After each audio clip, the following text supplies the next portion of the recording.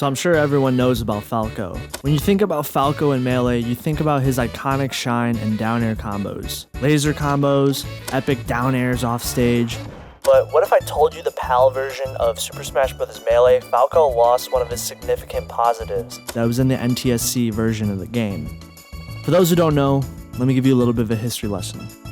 There are actually multiple versions of Melee. Due to it being released in the early 2000s, if a studio wanted to update their own game, they had to release their updates physically.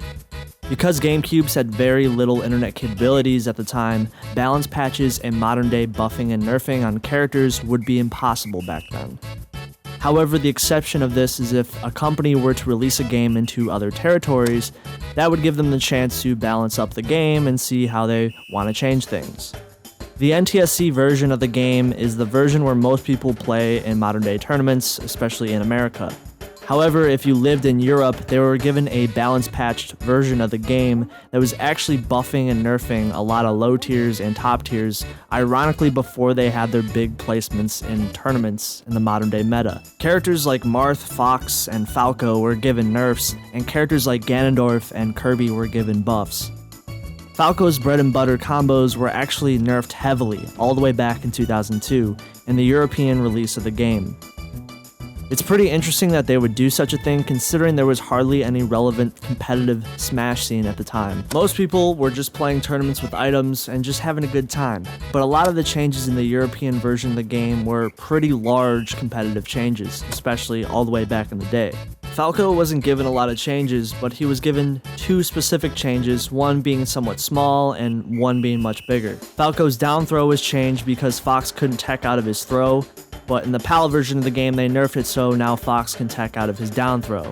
The second and largest nerf to Falco was completely removing the late spike frames on his down air and replacing it with a Sakurai angle. A Sakurai angle being an angle that sends the opponent up and away, meaning it's harder to combo and set up for his well-known shine down air combos. So do you like spiking your opponents off stage? Well, not really as easy as it was before.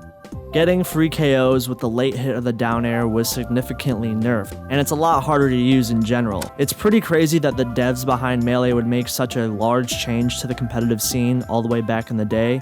It means that developers must have saw how crazy Falco's down air must have been even in casual play. Overall, this changes Falco significantly in the PAL version of the game, Falco being one of the characters that was probably hurt the most in this balance patch. So if you wanted to use Falco's down air more effectively in the PAL version, the meta became more dependent on safer KOs off stage and securing KOs where Falco can utilize the beginning frames of the move more effectively.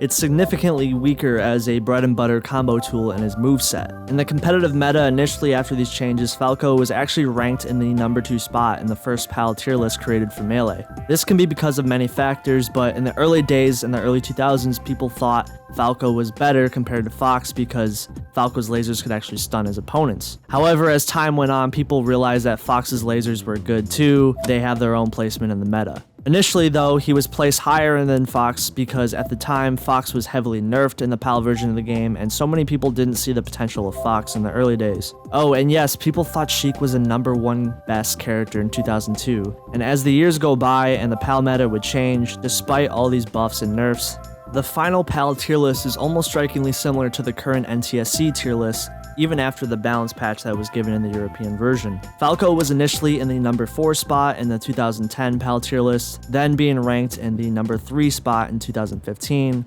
So despite these nerfs, it's funny how a couple small changes can change a character so significantly, but also can change the overall game plan behind a character.